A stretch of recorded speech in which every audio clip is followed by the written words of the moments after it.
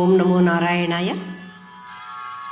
శ్రీ సద్గురు సాయినాథుని వచనామృతములు 9వది.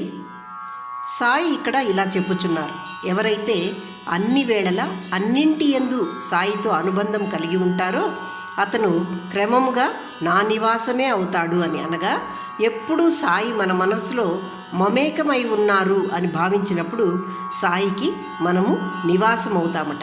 అలాగే అనగా మనలో తాను స్థిరంగా ఉంటాడు అని చెప్పుచున్నారు.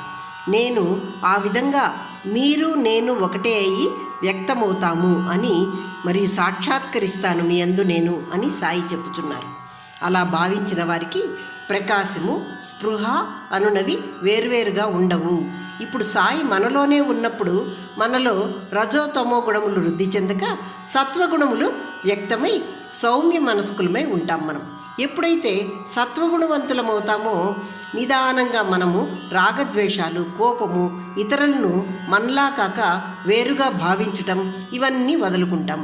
అంటే భగవంతుడు సద్గురు సాయి మనలో భాషిస్తున్నప్పుడు మనము కూడా సాయి వలె ప్రవర్తిస్తాము అని సాయి చెబుతున్నారు.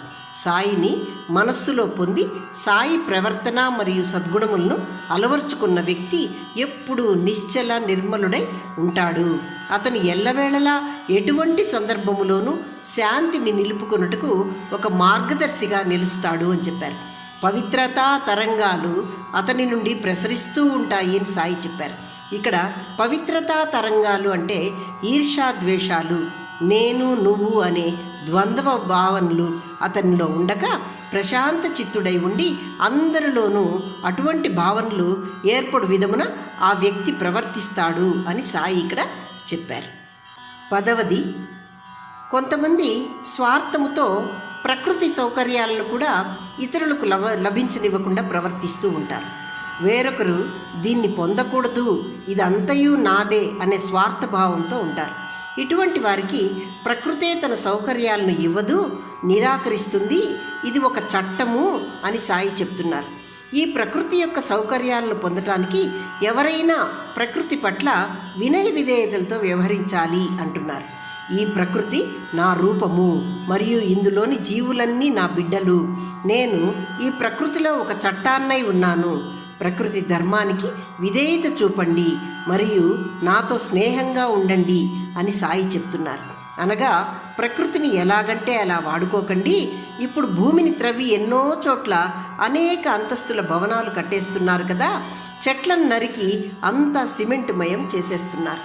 చెట్లు లేకపోవచ్చే పర్యావరణ సమతుల్యం దెబ్బతిని ప్రకృతి సమతుల్యం నశిస్తుంది. సమయానికి రావాల్సిన వర్షాలు అకాలాలలో కురుస్తున్నాయి. అది కూడా తుఫానులై పంటలకు నీరు ఉండక ఈ తుఫాను గాలి అధిక వర్షపాతముతో ఉన్న పంటలు కూడా కొట్టుకుపోతున్నాయి. ఎంత వర్షము కురిసినా ఆ నీరు నిలుచుటకు చెరువులు లేక నీరు సముద్రంలో కలిసి ఆ సముద్రాలు మళ్ళీ పొంగి ప్రళయాలు సృష్టిస్తున్నాయి. చెరువులపై అక్రమ కట్టడాలు వెలుస్తున్నాయి. కాబట్టి ప్రకృతి పట్ల వినయ విధేయతలతో మెలిగి ప్రకృతి తానే అని భావించి, ప్రకృతియే సాయి అని భావించి, నాతోనే ప్రకృతి ఉంది, అన్ని విధములుగా స్నేహితుడుగా నాతో ఉండుము, ఇదే నా చట్టము, ఈ చట్టమే నేను అని సాయి చెప్తున్నారు. ఇక 11వది. సాయి ఈ విధంగా అంటున్నారు, నువ్వు ఎక్కడ ఉన్నా ఏం చేసినా నాకు తెలుసు. నేను మీ మనసు లేక హృదయాలను అదుపులో ఉంచుకున్నట్టే కాక ఆ హృదయాల్లో నివసిస్తున్నాను. ప్రతి జీవిని వీక్షిస్తున్నాను. నీలో ఉన్న నా కదలికలనన్నింటినీ నీవు నీ కదలికలుగా అనుకుంటున్నావు, గుర్తిస్తున్నావు. నీవే ఇలా చేస్తున్నావు అని నీవు అనుకుంటున్నావు. నిశ్చయంగా ప్రపంచం మొత్తము నా యందు కదులుచున్నది. నా స్వభావం ద్వారా నేను ఈ ప్రపంచం అంతటా కదులుతున్నాను. అంటే ఆయనే విశ్వము, విశ్వమంతటా ఆయనే అని సాయి చెప్తున్నారు. ఏదైతే వ్యక్తమగుచున్నదో, మనకు తెలుస్తూ ఉందో ఈ ప్రపంచం, అదంతా నా విభూతే.